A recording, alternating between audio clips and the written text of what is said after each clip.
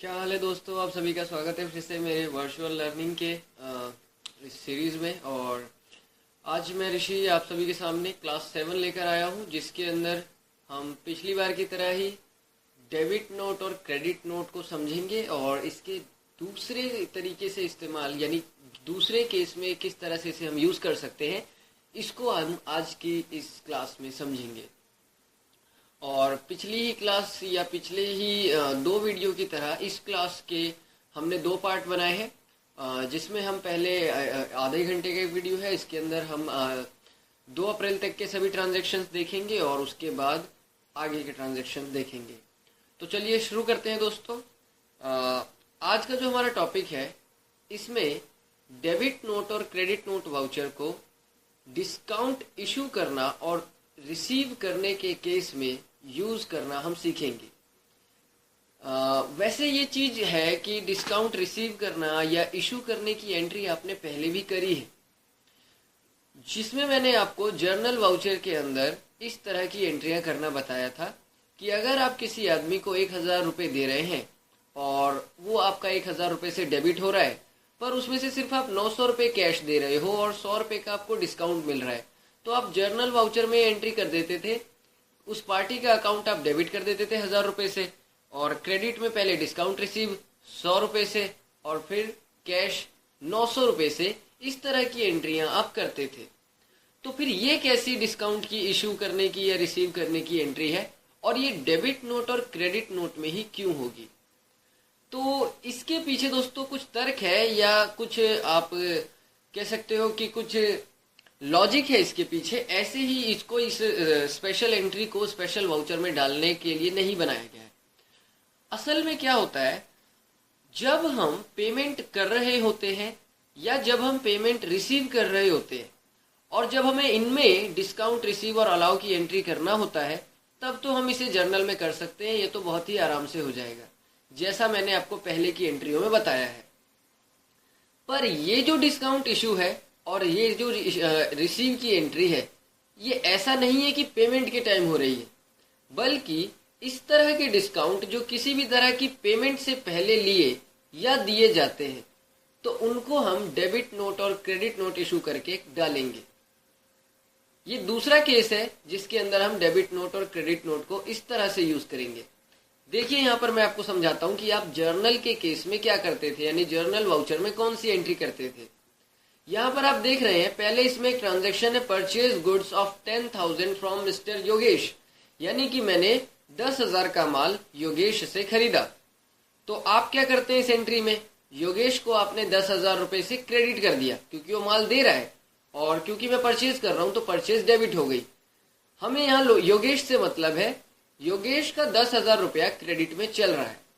अब नीचे देखिए क्या एंट्री है, makes payment to mister Yogesh and receive discount 1000, यानी कि मैं जो पैसे देने हैं योगेश को वो दे रहा हूं और उन पैसों में से 1000 रुपये का मुझे डिस्काउंट मिल रहा है। मुझे योगेश को 10,000 रुपये, क्योंकि वो क्रेडिट में चल रहा था, वो देने हैं यानी डेबिट कराना है। तो यहाँ योगेश 10,000 रुपये से डेबिट हो गया, जिसमें से मुझे 1000 रुपये का डिस्काउंट मिल रहा है। तो यहाँ मैंने डिस्काउंट रिसीव अकाउंट क्रेडिट में पहले डाल दिया 1000 रुपये से, और फिर मैंने कैश अकाउंट को 9,000 रुपये से क्रेडिट में डाल दिया। ये तो था। इस तरह से आप एंट्री करते हो जर्नल वाउचर में जब भी आपको पेमेंट के टाइम ही डिस्काउंट मिले, या अगर सेल का मामला है तो पेमेंट के टाइम ही आप डिस्काउंट अलाउ करो। ये तो जर्नल में होता है, पर डेबिट नोट में कैसे होता है काम, ये देखिए। कई बार क्या होता है, मान लीजिए आपने योगेश से 10,000 रुपये का माल खरीदा और आपको ये नहीं पता कि वो किस तरह का माल देगा। आप ये मानकर चल रहे हैं कि वो जो माल देगा उसकी क्वालिटी अच्छी होगी, पर आप श्योर नहीं है। तो आपने योगेश को क्या कहा, आपने कहा भाई योगेश ऐसा है, मैं अभी तो 10,000 रुपये का माल ले जा रहा हूँ, लेकिन अगर इसमें मुझे बढ़िया क्वालिटी का नहीं लगा तो फिर मैं तुझे जो है कम पैसे दूंगा, यानी कि तुम्हें कुछ काट कर डिस्काउंट करना पड़ेगा। अगर ये माल ठीक लगा तब तो 10,000 में ले लूंगा, मैं 10,000 की पेमेंट कर दूंगा, नहीं तो तुम्हें डिस्काउंट देना पड़ेगा। योगेश ने कहा चल भाई ठीक है, कोई बात नहीं। फिर तुम गए और आपने जो है माल देखा कि जो 10,000 रुपए में आप खरीद कर लाए हो इसकी क्वालिटी ठीक नहीं है, या कोई भी रीजन है उसकी वजह से आप चाहते हो कि 2,000 रुपए वो आपके कम कर दे, 10,000 में से 2,000 रुपए कम कर दे। तो आपने ये सब देखने के बाद आपने योगेश को बोला कि भाई ऐसा है, तेरा जो माल है वो 10,000 रुपए का नहीं है, मेरे हिसाब से तो मैं इसके 8,000 ही दे सकता हूँ, तो मुझे 2,000 रुपए का डिस्काउंट कर दे। तो कहता है ठीक है जी कोई बात नहीं, 2,000 रुपए का डिस्काउंट हो गया। और आपने फिर क्या किया, चलो ठीक है, उसने बोल दिया 2,000 रुपए का डिस्काउंट, चलो जी हो गया, ठीक है कोई नहीं, वो कर देगा। और इसके बाद फिर आपने जो माल खरीदा है इसको आप यूज कर लेते हो या कहीं और बेच देते हो। पर अब आपको योगेश को पैसे देने हैं। आप योगेश को पैसे देने जाते हो 8,000 रुपए लेकर और कहते हो कि भाई तूने तो मुझे 2,000 रुपए का डिस्काउंट कर दिया था। पर इस टाइम अगर वो मुकर जाए कि नहीं मैंने कोई डिस्काउंट नहीं दिया, तो ऐसे में फिर आप क्या करेंगे? ऐसे में फिर आपको मजबूरन 10,000 रुपए की पेमेंट करनी होगी, क्योंकि जो आपके नाम का परचेज वाला बिल है वो 10,000 रुपए का ही है और वो सबूत के तौर पर योगेश के पास पड़ा हुआ है, तो इसलिए आप मजबूरन 10,000 रुपए पे करेंगे। तो ये चीज नहीं होती है। असल में हम क्या करते हैं, जब उसने मुझे बोला कि मैं 2,000 रुपए का डिस्काउंट कर दूंगा, तभी हम ये लिखवा कर ले लेते हैं और इसकी एंट्रियां पास कर देते हैं कि भाई मुझे डिस्काउंट मिल गया और मैंने योगेश के 2,000 रुपए हटा दिए, ये मुझे नहीं देने। तो इस तरह के ट्रांजैक्शंस 3 स्टेप में हो जाते हैं कि पहले तो आपने परचेज किया 10,000 रुपए का और योगेश 10,000 रुपए से क्रेडिट हो गया। फिर योगेश ने जो है आपको 1,000 रुपए का डिस्काउंट अलाउ कर दिया, यानी आपको डिस्काउंट रिसीव होगा 1,000 रुपए का। तो आप क्या करते हो, जो योगेश क्रेडिट में चल रहा है 10,000 रुपए से, उसको 1,000 रुपए आप डेबिट में डाल देते हो, और क्योंकि आपको डिस्काउंट रिसीव हो रहा है तो आप यहाँ पर डिस्काउंट रिसीव 1,000 रुपए क्रेडिट कर देते हैं। इसी तरह से अब क्योंकि 10,000 रुपए में से 1,000 रुपए योगेश के डेबिट हो चुके हैं, तो जब मैं उसका अकाउंट सेटल करता हूं और जब मेरा पेमेंट का टाइम आता है तो मैं सिर्फ 9,000 रुपए की पेमेंट करता हूं। जो ये बीच वाली एंट्री है, इसी एंट्री को हम डेबिट नोट में करेंगे, क्योंकि ये परचेज का मामला है और परचेज में कोई भी पार्टी क्रेडिट होती है, और क्रेडिटर का बैलेंस अगर मुझे कम करवाना है तो उसे मुझे डेबिट में डालना पड़ेगा। और डेबिट में डालना है, जैसे मैं यहाँ योगेश को डेबिट में डाल रहा हूं दूसरे नंबर की एंट्री में, तो इस वजह से ये एंट्री डेबिट नोट वाउचर में होगी। किसी का भी बैलेंस कम कराने के लिए हम डेबिट नोट इशू करते हैं, किसी भी क्रेडिटर का बैलेंस कम कराने के लिए। तो दोस्तों, इस कॉन्सेप्ट को ध्यान में रखते हुए अब मैं कुछ ट्रांजैक्शन सॉल्व करने वाला हूं और उसके अंदर आप 2-4 नई चीजें और सीखेंगे। तो चलिए शुरू करते हैं, और जो इस एंट्री के लिए हमारे पास ट्रांजैक्शन है उनको अब हम समझते हैं। ये देखिए, ये वही फाइल है जिसपे आपने डेबिट नोट और क्रेडिट नोट का पहला केस समझा था।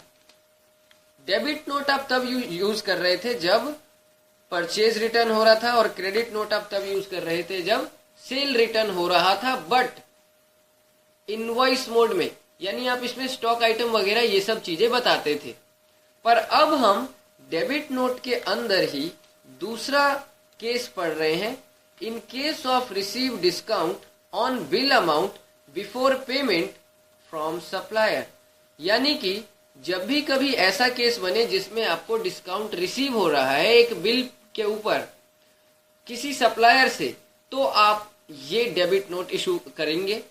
नहीं तो in case of allow discount, यहाँ क्या था रिसीव डिस्काउंट, पर यहाँ क्या हो जाएगा allow discount on bill amount before payment to supplier not supplier. यहाँ कस्टमर होगा, क्योंकि आप किसी भी कस्टमर से पैसे वसूलते हैं, तो यहाँ पर हमने कस्टमर डाल दिया।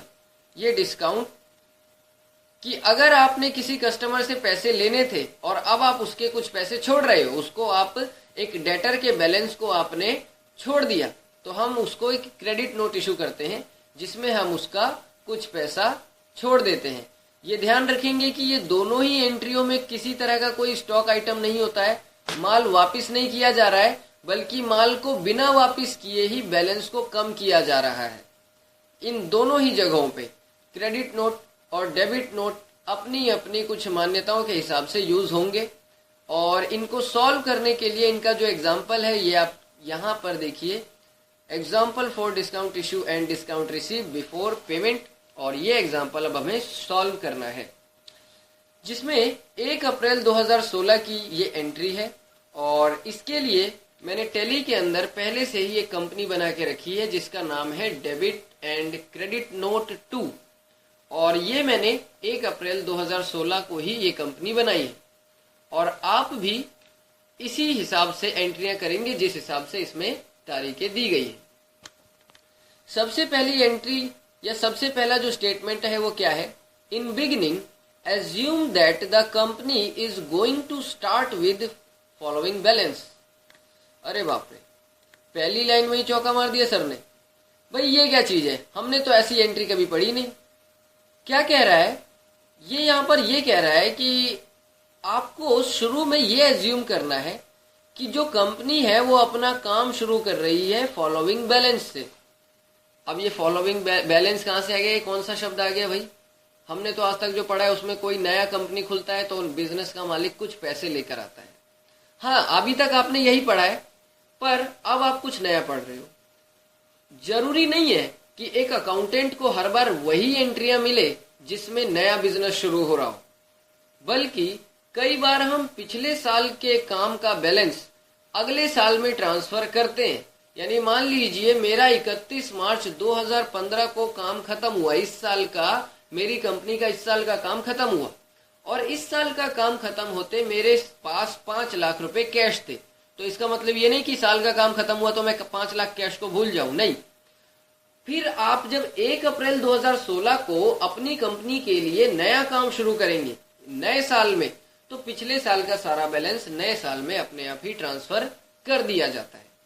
तो वही ये कह रहा है, और कह रहा है कि आपके ये सारे लेजर है और उनके अंदर ये बैलेंस है, कि मतलब कैश आपके पास बिजनेस शुरू होने के टाइम 2 लाख का है और ये पिछले साल से आया है। ऐसे ही आपके पास बैंक में पड़ा हुआ कैश 1.5 लाख का है। तो ये बात तो समझ में आ रही है कि हाँ भाई कैश का लेजर है या बैंक का लेजर है, पर ओपनिंग बैलेंस डालना तो हमें आता ही नहीं है। तो चलिए मेरे साथ देखिए हम ओपनिंग बैलेंस कैसे डालते हैं। सबसे पहली बात, जिन भी लेजर का बैलेंस डालना है उनके लेजर आपको क्रिएट करने होते हैं कैश को छोड़कर, क्योंकि कैश का लेजर ऑलरेडी किसी भी कंपनी में होता है। आप कैश के लेजर को ऑल्टर करेंगे, यहाँ पे आ जाएंगे और कैश इन हैंड ही रखना है इसे। आपको ओपनिंग बैलेंस यहाँ पर डालना है। देखिए क्या पूछ रहा है, ओपनिंग बैलेंस ऑन 1 अप्रैल 2016।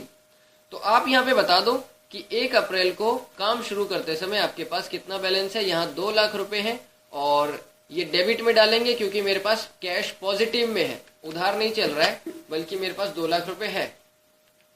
और अब मेरे को बैंक का लेजर बनाना पड़ेगा। बैंक का लेजर क्रिएट करना है तो आप यहाँ पर बैंक डाल देंगे, अंडर ये बैंक ही आएगा, और ये सब चीजें अभी आपको नहीं डालनी है। ओपनिंग बैलेंस इसका भी है और वो क्या है, वो है 1.5 लाख रुपए का, डेबिट ही होगा, इसे भी आप एक्सेप्ट करा लेंगे। चलिए अब अगला देखते हैं। अगला क्या है, कैश इन हैंड, यानी कि सॉरी कैश इन हैंड तो हो गया, stock in hand. Stock in hand ये क्या होता है और ये कैसा लेजर है भाई? तो स्टॉक इन हैंड का मतलब ये नहीं कि ये कोई लेजर है, बल्कि इसके नीचे अलग अलग आइटम है और उनके अलग अलग कुछ यूनिट ऑफ मेजर है।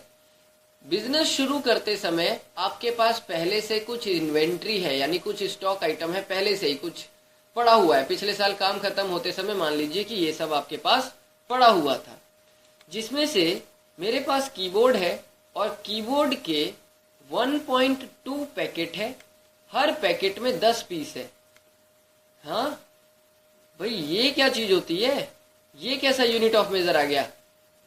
पीस भी है, पैकेट भी है, पॉइंट भी है, 10 भी है, ये क्या चक्कर है भाई? तो देखिए ऐसा है, ये जो है स्पेशल तरीके का यूनिट ऑफ मेजर होता है।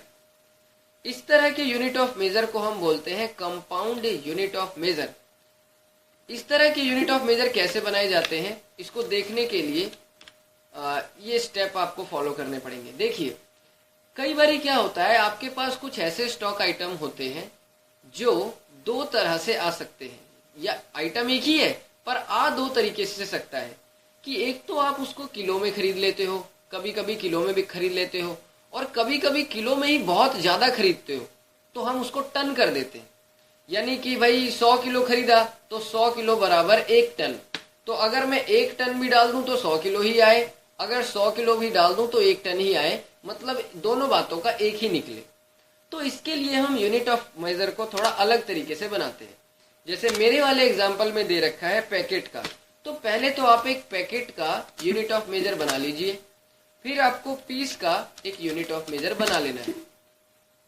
इसके बाद यहाँ बैक स्पेस करेंगे और कंपाउंड चुनेंगे। अभी तक जो यूनिट ऑफ मेजर आप बनाते थे वो सिंपल बनाते थे, पर अब आपको कंपाउंड बनाना है। और अब यहाँ पर आप पैकेट चुनेंगे और हर पैकेट के अंदर 10 पीस होते हैं, ये मुझे यहाँ पर बोला गया है। देखिए इस एंट्री में कि भाई 1.2 पैकेट है, चलो छोड़ो, पर हर पैकेट में 10 पीस है, तो वही मैंने यहाँ पर बता दिया। अभी मैंने यूनिट ऑफ मेजर ही बताया है कि एक पैकेट है और हर पैकेट के अंदर 10 पीस है। तो कुल मिलाकर 3 यूनिट ऑफ मेजर बने, पैकेट पीस और पैकेट ऑफ 10 पीस। अब मैं आके यूनिट से बाहर आइटम मैं क्रिएट करूंगा। आइटम क्या है? आइटम है कीबोर्ड। और जैसे लेजर बनाते हैं वैसे ही आप इसका भी ओपनिंग बैलेंस डाल सकते हैं। यहाँ यूनिट में आपको क्या चुनना है? Packet of 10 pieces. जिस तरीके से लेजर का ओपनिंग बैलेंस आपने डाला उसी तरीके से आप यहाँ स्टॉक आइटम का भी ओपनिंग बैलेंस डाल सकते हो। और इधर स्टॉक आइटम का ओपनिंग बैलेंस क्या है? तो वो है 1.2 पैकेट। तो यानी कि यहाँ आपको 1.2 स्पेस लगाकर PKT डालना है, ये जरूर डालना है। एंटर करेंगे तो ये आ जाएगा। रेट हमें अभी कुछ बताया नहीं गया है, हालांकि मैं आगे की एंट्रियों में आपको ये बताऊंगा। अभी फिलहाल आप इसे ऐसे ही एक्सेप्ट करा लेंगे, थोड़ा थोड़ा करेंगे, एक बार में ज्यादा हो जाएगा। चलिए अब अगला आइटम देखते हैं। मॉनिटर है 20 पीस, तो आप मॉनिटर बना लेंगे। मॉनिटर अंडर पीसेस और इसकी ओपनिंग क्वांटिटी है 20, एक्सेप्ट करा लीजिए इसे। और अगला क्या है? तो अगला है स्पीकर। स्पीकर का आपको क्रिएट करना है। तो यहाँ पर हमने स्पीकर ले लिया और स्पीकर को पीसीज में ही डालेंगे। यहाँ पर वैसे 30 स्पीकर लिखा हुआ है, पर आप स्पीकर को पीसीज में ही डालेंगे। और यहाँ 30 पीस मैंने डाल दिया। 30 स्पीकर 30 पीस एक ही बात है। और ये अब आपकी एंट्रियां हो गई। किसके लिए? स्टॉक आइटम के ओपनिंग बैलेंस के लिए ये तीनों मैंने डाल दिए। अब आगे फिर से एक और लेजर है, और ये लेजर है क्या? फर्नीचर का। यानी बिजनेस शुरू होने के टाइम मेरे पास पहले से ही 20,000 रुपए का फर्नीचर है। 20,000 क्या? 50,000। तो अब आपको क्या है? लेजर क्रिएट करने हैं। लेजर में आ जाएंगे, क्रिएट में आएंगे और यहाँ आपने बना दिया फर्नीचर। फर्नीचर चुनेंगे। फर्नीचर क्या होती है? तो एक तरह की फिक्स एसेट्स होती है। कोई और ऑप्शन यस नहीं करना है। ओपनिंग बैलेंस आप डाल दोगे कि भाई 50,000 रुपए का मेरे पास फर्नीचर है, डेबिट कर दिया मैंने इसे। आगे क्या है? आगे है मशीन आपके पास 75,000 रुपए की और बिल्डिंग है 5 लाख रुपए की। तो यहाँ पे आप पहले मशीन का बनाएंगे।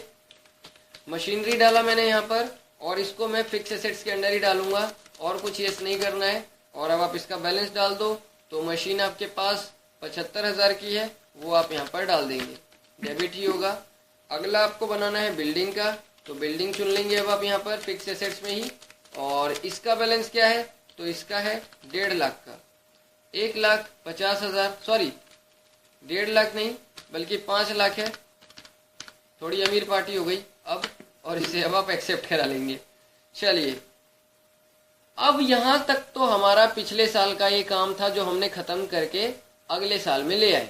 और अब इस साल की एंट्रियां आपको यहाँ से शुरू करनी है, जिसमें से 1 अप्रैल 2016 की एक एंट्री है जिसमें अनिल, जो कि कैपिटल अकाउंट है, उसने इस साल भी 40,000 रुपए की मशीनरी लेकर वो बिजनेस में आया है। तो इसकी एंट्री आप लोग वैसे भी कर ही चुके हो पहले। सीधे आप बाहर आ जाइए, अकाउंटिंग वाउचर खोलिए, F7 करिए, ये जर्नल में जाएगी। और डेबिट क्या होगा? मशीन, क्योंकि मशीन आप बिजनेस में ला रहे हैं और 40,000 रुपए की ये मशीन है, तो 40,000 रुपए आप डेबिट कर देंगे। क्रेडिट में कैपिटल अकाउंट यानी अनिल का अकाउंट आएगा, पर अभी वो है नहीं, बनाना पड़ेगा।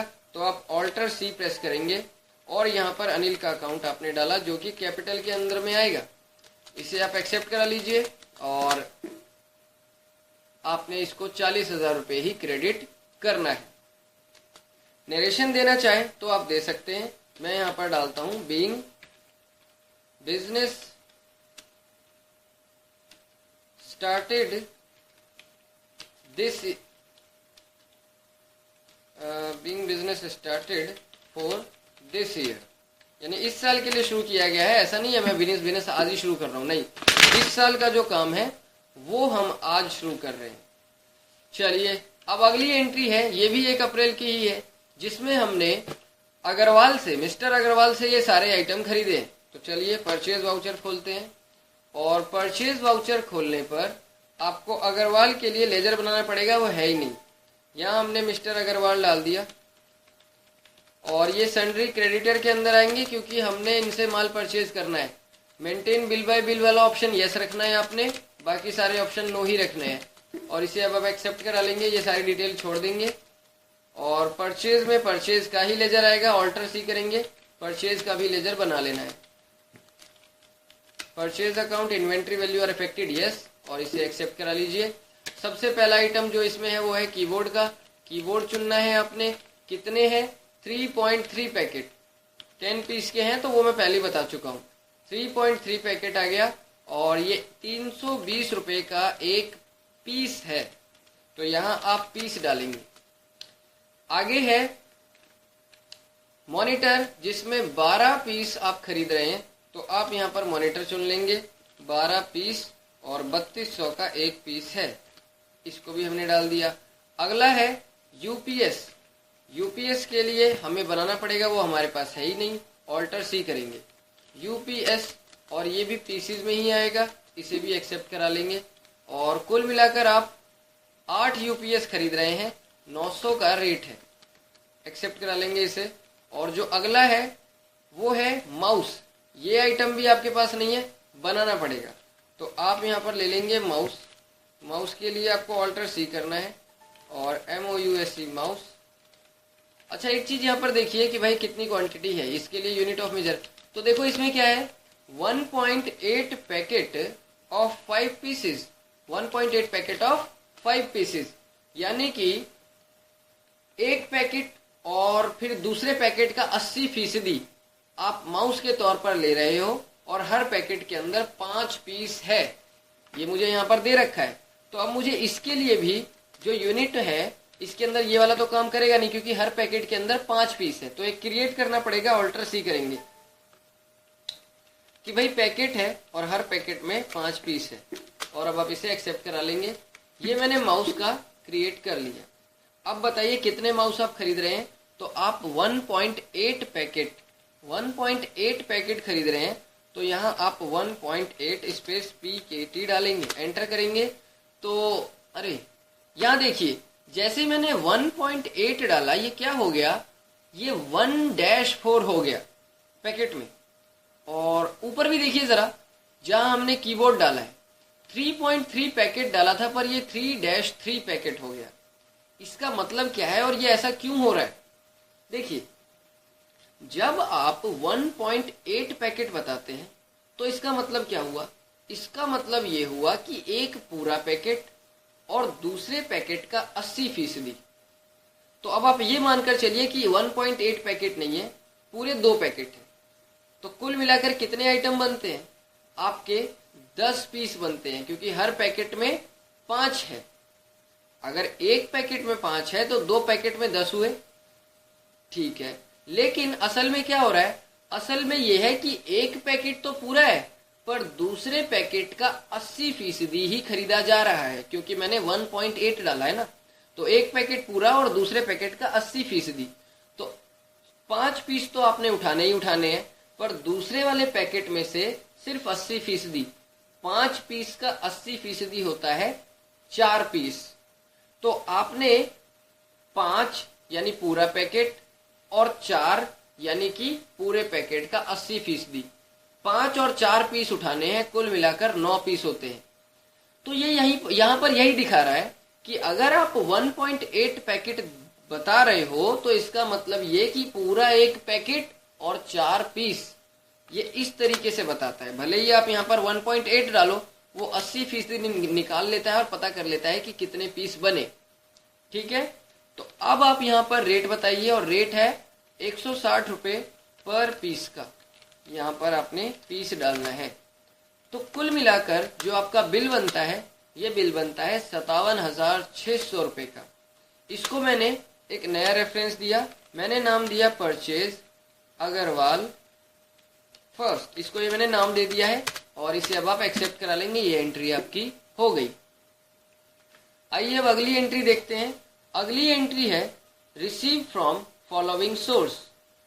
मुझे रेंट रिसीव हो रहा है 1200 का अमित होंडा से, कमीशन रिसीव हो रहा है 50,000 का डीएलएफ लिमिटेड से, इंसेंटिव रिसीव हो रहा है 10,000 रुपए का त्यागी जी से। अब इन एंट्रियों को करने के लिए एक ही बार में, हाँ ये बात तो पक्की है कि मेरे पास कैश आ रहा है क्योंकि कुछ बोला नहीं गया, तो वो डेबिट होगा। पर क्रेडिट क्या होगा, इसमें कंफ्यूजन हो सकती है कि इन लोगों के नाम आएंगे या फिर ये सब चीजें आएंगी। तो आप बिल्कुल सही हो, नाम तो वहां पे आता है जहां पर कोई उधार का बैलेंस बच रहा हो। इन लोगों से ना तो मेरा कोई उधार बचता है, ना ही कोई पुराना उधार चुकता होता है। असल में यहाँ तो मुझे पैसे रेंट के मिल रहे हैं, कमीशन के मिल रहे हैं और इंसेंटिव के मिल रहे हैं। तो मैं इन सब के लेजर यूज करूंगा बजाय के इन सब के यूज करूं। यहाँ मुझे मिल रहा है, कैश मेरा डेबिट हो रहा है और ये एंट्री 2 अप्रैल की है। जर्नल वाउचर में इसकी एंट्री होगी। F2 करना है सबसे पहले आपको, 2 अप्रैल आ जाएगा और F7 करना है, जिसमें सबसे पहले बोल रहा है डेबिट करने के लिए मैंने बोल दिया कैश। और कैश कितना, तो भाई 12,000, 50,000 और 10,000 कुल मिलाकर 72,000 हो गए। क्रेडिट में जो चीज आएगी वो क्या है, पहली बात तो आप रेंट रिसीव कर रहे हैं, ये एक इनकम होती है और सभी तरह की इनकम को हम क्रेडिट करते हैं। इसका लेजर बनाना पड़ेगा, ऑल्टर सी करा, रेंट रिसीव, और ये किस में आएगा, इनडायरेक्ट इनकम में। एक्सेप्ट करा लेंगे इसे, 12,000 रुपए का आपको रेंट मिल रहा है। फिर क्रेडिट में ऑल्टर सी करेंगे और आपको कमीशन मिल रहा है इस बार, तो आपको कमीशन रिसीव का ये लेजर बना लेना है।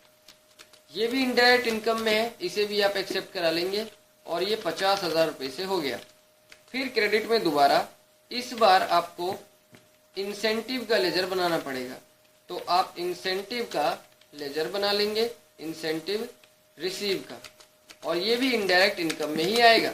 एक्सेप्ट करा लेंगे, ये 10,000 रुपए का हो गया। आप चाहें तो यहाँ नरेशन दे सकते हैं, रेंट, जो हमारे को रेंट रिसीव हुआ है वो किससे हुआ है, from mister Amit Honda.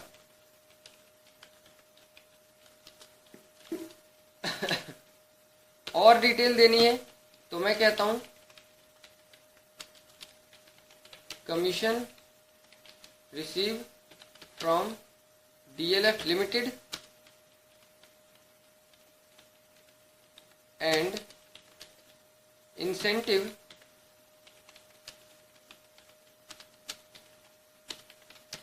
From Tyagi जी।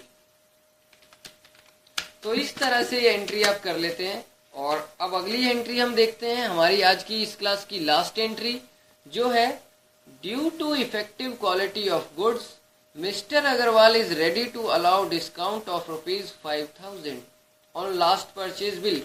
कह रहा है कि आपने अग्रवाल से जो लास्ट टाइम परचेज किया था, उस परचेज की जो आइटम थे उसकी क्वालिटी में डिफेक्ट था और इसकी वजह से आपने एक रिक्वेस्ट करी अग्रवाल को 5,000 रुपए का डिस्काउंट देने के लिए, और वो इसके लिए तैयार भी हो गया। तो उसकी तरफ से डिस्काउंट देने का एक रसीद मिला होगा आपको, और उस रसीद की एंट्री आपने यहाँ पर करनी है कि भाई मुझे जो है, हालांकि मैं पेमेंट नहीं कर रहा हूँ अभी ना, ये वही हो गया, ये वही है, डेबिट नोट क्रेडिट नोट या यूज यही होगा कि आपने जो है यहाँ पर पेमेंट नहीं की और पेमेंट से पहले ही डिस्काउंट कटवा दिया उसका, अग्रवाल का। तो इसके लिए हमें जो है, क्योंकि अग्रवाल क्रेडिटर है, हमें इसके लिए डेबिट नोट इशू करना पड़ता है। और ये 2 अप्रैल की ही एंट्री है। डेबिट नोट के लिए शॉर्टकट क्या होता है, कंट्रोल F9, पर अभी नहीं खुल रहा है, मतलब साफ है F11 में आपको फीचर यस करने होंगे। और फीचर कौन से, तो ये तीनों फीचर्स कंट्रोल A करके एक्सेप्ट करा लेंगे आप। और अब आपने डेबिट नोट के लिए कंट्रोल F9 करना है, और जिस आदमी का बैलेंस आपको थोड़ा कम करना है उसे आप चुन लेंगे, वो है कौन, मिस्टर अग्रवाल। इसका बैलेंस अभी 57,600 था, पर अब मैं 5,000 रुपए इसको डेबिट कर देता हूं और अगेंस्ट रेफरेंस इस वाले बिल में से 57,600 वाले क्रेडिट अमाउंट में से 5,000 डेबिट कर दिए। तो अब देखिए 52,600 ही बचा। और क्रेडिट में क्या आएगा? तो क्रेडिट में अगर मैं कैश में किसी के पैसे कटवाता हूं तो कैश आता है, पर यहाँ मैं कैश में नहीं कटवा रहा, बल्कि मैं कह रहा हूं वो पैसे काटो जिसमें मुझे डिस्काउंट रिसीव हुआ है। तो यहाँ पर आपको क्रेडिट में डिस्काउंट रिसीव का लेजर यूज करना है, और डिस्काउंट रिसीव का लेजर यूज करने के लिए आपको वो बनाना पड़ेगा, मेरे पास है नहीं। तो चलिए ऑल्टर सी प्रेस करेंगे और ये आपने बनाना है।